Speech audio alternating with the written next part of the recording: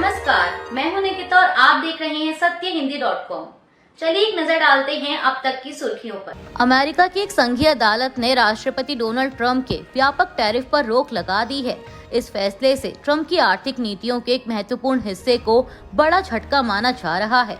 Court of international trade ने फैसला सुनाया कि व्हाइट हाउस की ओर से लागू किया गया आपातकालीन कानून राष्ट्रपति को यह एक तरफा अधिकार नहीं देता कि वह लगभग हर देश पर टैरिफ लगा सके।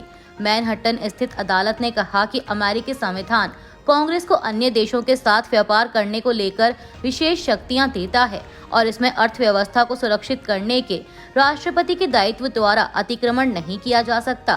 साथ ही कोर्ट ने ट्रंप प्रशासन के व्हाइट हाउस में लौटने के बाद चीन, मैक्सिको और कनाडा पर लगाए गए अलग अलग टैरिफ पर भी रोक लगा दी है।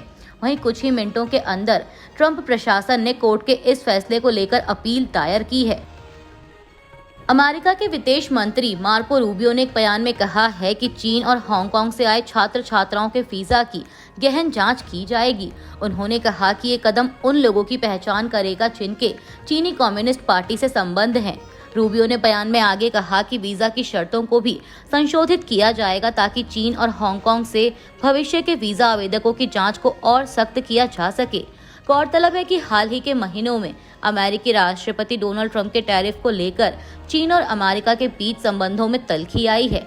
वहीं इससे पहले मार्को रूबियो ने सोमवार को दुनिया भर में अमेरिकी दूतावासों को आदेश दिया था कि वे स्टूडेंट वीजा के लिए अपॉइंटमेंट देना बंद कर दें, क्योंकि विदेश मंत्रालय ऐसे आवेदकों की सोशल मीडिया जांच को और बढ़ाने की तैयारी कर रहा है। मीडिया रिपोर्ट्स के अनुमानों के मुताबिक पिछले साल लगभग 2,80,000 चीनी छात्र अमेरिका में पढ़ाई कर रहे थे। सुरक्षा बलों ने जम्मू कश्मीर के शोपियां जिले में लश्कर-ए-तैयबा के 2 हाइब्रिड आतंकवादियों को गिरफ्तार किया है। अधिकारियों ने गुरुवार को यह जानकारी दी। पीटीआई की एक रिपोर्ट के मुताबिक अधिकारियों ने कहा कि यह एक बड़ी ऑपरेशनल सफलता है। बता दें कि हाइब्रिड आतंकवादी वे होते हैं जिन्हें उग्रवादी के रूप में सूचीबद्ध नहीं किया गया है, लेकिन वे आतंकवादी हमला करने के लिए पर्याप्त रूप से कट्टरपंथी हो चुके होते हैं और फिर सामान्य जीवन में लौट जाते हैं। प्रधानमंत्री नरेंद्र मोदी आज गुरुवार को बिहार के 2 दिवसीय दौरे पर जाएंगे, जहां इस साल के अंत में विधानसभा चुनाव होने हैं। यात्रा के दौरान प्रधानमंत्री कई परियोजनाओं का शुभारंभ करेंगे, रोड शो करेंगे और राज्य के शाहबाद क्षेत्र के काराकाट में एक रैली को संबोधित करेंगे। आधिकारिक संचार के अनुसार प्रधानमंत्री शाम को पटना हवाई अड्डे पर पहुंचेंगे और वहां नवनिर्मित यात्री टर्मिनल का उद्घाटन करेंगे। उत्तर प्रदेश पुलिस की स्पेशल टास्क फोर्स और दिल्ली पुलिस की संयुक्त टीम ने हापुड़ कोतवाली क्षेत्र में कुख्यात लॉरेंस बिश्नोई गिरोह के एक शार्प शूटर को मुठभेड़ में मार गिराया। अधिकारियों ने गुरुवार को यह जानकारी दी। पीटीआई की एक रिपोर्ट के मुताबिक एक वरिष्ठ पुलिस अधिकारी ने बताया कि मृतक की पहचान नवीन कुमार के रूप में हुई है, जो हत्या और महाराष्ट्र संगठित अपराध नियंत्रण अधिनियम यानी मकोका सहित कई मामलों में वांटेड था। एडीजीपी अमिताभ यश ने एक बयान में कहा कि बुधवार रात को एसटीएफ की नोएडा इकाई और दिल्ली पुलिस की स्पेशल सेल की एक संयुक्त टीम ने हापुड़ कोतवाली क्षेत्र में अपराधियों के साथ मुठभेड़ की, जिसमें नवीन कुमार गंभीर रूप से घायल हो गया। उसे स्थानीय अस्पताल ले जाया गया, जहां डॉक्टरों ने उसे मृत घोषित कर दिया। शिवसेना नेता संजय निरुपम ने बुधवार को मुंबई में मीठी नदी की सफाई में कथित अनियमितताओं के साथ प्रतिद्वंदी शिवसेना यूबीटी के नेता आदित्य ठाकरे को जोड़ने की मांग की और मांग की कि महाराष्ट्र के पूर्व मंत्री की भी जांच की जाए। पत्रकारों से बात करते हुए निरुपम ने कहा कि 2005 से 2022 तक अविभाजित शिवसेना ने बृहन्न मुंबई नगर निगम यानी पीएमसी को नियंत्रित किया। पूर्व सांसद ने आरोप लगाया कि मुंबई में हर कोई जानता है कि उस अवधि के दौरान मातोश्री की मंजूरी के बिना कोई भी ठेका नहीं दिया जा सकता था। इस दौरान मीठी नदी की सफाई के काम के लिए कुल 18 ठेकेदारों को नियुक्त किया गया था। टेक अरबपति और टेस्ला के सह संस्थापक एलन मस्क ने कहा है कि ट्रंप प्रशासन के साथ उनका समय पूरा हो गया है। उन्होंने ये जानकारी अपने social media platform x account पर दी। बता दें कि अमेरिकी राष्ट्रपति डोनाल्ड ट्रंप ने एलन मस्क को सरकारी खर्च कम करने की जिम्मेदारी दी थी। जब ट्रंप जनवरी में व्हाइट हाउस पहुंचे, तब उन्होंने मस्क को नए सरकारी विभाग डीओजीई यानी डिपार्टमेंट ऑफ गवर्नमेंट एफिशिएंसी का नेतृत्व सौंपा। वहीं अब गुरुवार को मस्क ने एक्स पर लिखा कि विशेष सरकारी कर्मचारी के रूप में मेरा तय समय पूरा होने पर मैं राष्ट्रपति ट्रम्प को धन्यवाद देना चाहता हूं कि उन्होंने मुझे फालतू खर्च को कम करने का मौका दिया। मस्क ने कहा कि DOGE मिशन समय के साथ और भी मजबूत होता जाएगा और यह सरकार में एक आदत बन जाएगा।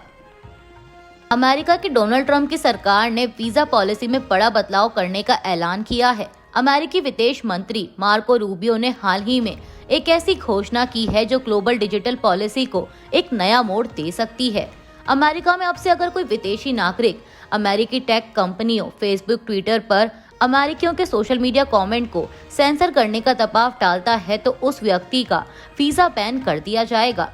मामले पर अमेरिकी विदेश मंत्री मार्को रूबियो ने कहा कि अमेरिका में रहकर किसी भी पोस्ट पर किए गए कमेंट के खिलाफ विदेशी नागरिक अगर गिरफ्तारी या दंडात्मक कार्रवाई की धमकी देते हैं तो इसे नहीं माना जाएगा।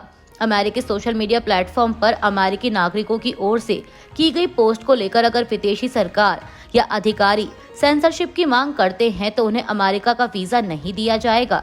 नई अमेरिकी नीति की माने तो अभिव्यक्ति की स्वतंत्रता को अमेरिका के मूल अधिकारों में से एक माना गया है। इस वजह से अगर कोई भी विदेशी अधिकारी अगर अमेरिकी सोशल मीडिया फर्मों पर कंटेंट हटाने या संशोधित करने का दबाव डालते हैं तो यह भी वीजा प्रतिबंध का आधार बनेगा। जर्मनी के नए चांसलर फ्रेडरिक मर्ज ने कहा है कि जर्मनी रूस के हमले से बचने के लिए यूक्रेन को लंबी दूरी की मिसाइल बनाने में मदद करेगा। मर्ज ने बुधवार को यूक्रेन के राष्ट्रपति व्लादिमीर जेलेंस्की से बर्लिन में मुलाकात की। वहीं पत्रकारों ने जब उनसे पूछा कि क्या जर्मनी यूक्रेन को टॉरस मिसाइलें देगा तो उन्होंने कहा कि हम इसके उत्पादन को लेकर चर्चा कर रहे हैं, लेकिन सार्वजनिक रूप से इसकी जानकारी नहीं दे सकते। बता दें कि मर्ज ने मई की शुरुआत में पदभार ग्रहण किया था और उन्होंने यूक्रेन को जर्मनी का पूरा सहयोग देने का वादा किया था। उन्होंने इसी हफ्ते कहा कि यूक्रेन को आपूर्ति किए जाने वाले हथियारों पर पश्चिमी सहयोगियों का कोई प्रतिबंध नहीं है।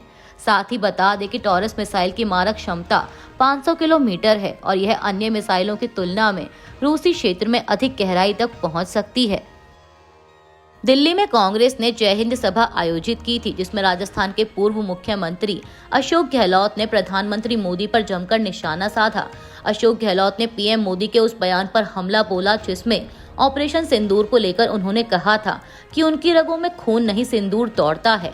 वहीं अब अशोक गहलोत ने पीएम मोदी पर तंज कसते हुए कहा कि पीएम मोदी नए नए जुमले ला रहे हैं। उन्होंने बीकानेर में कहा कि उनके शरीर में खून की जगह सिंदूर दौड़ रहा है। भला खून की जगह सिंदूर कैसे दौड़ सकता है? क्या कोई ऐसे में जिंदा रह सकता है? गहलोत ने कहा कि लोगों को समझ में आ गया है कि मोदी की कथनी और करनी में फर्क है। इतना ही नहीं, भारत और पाकिस्तान संघर्ष विराम के फैसले पर सवाल उठाते हुए अशोक गहलोत ने आगे कहा कि संघर्ष विराम से लोगों में गुस्सा है। क्या संघर्ष विराम से पहले पाकिस्तान ने वादा किया कि आगे आतंकी हमले नहीं होंगे? पहलगाम के चारों आतंकी के बारे में कोई जवाब नहीं दिया जा रहा।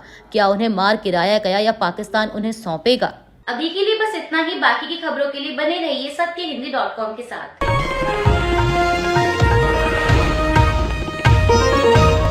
Copyright disclaimer under Section 107 of the Copyright Act 1976. Allowance is made for fair use for purposes such as criticism, comment, news reporting, scholarship, and research. Fair use is a use permitted by copyright statute that might otherwise be infringing.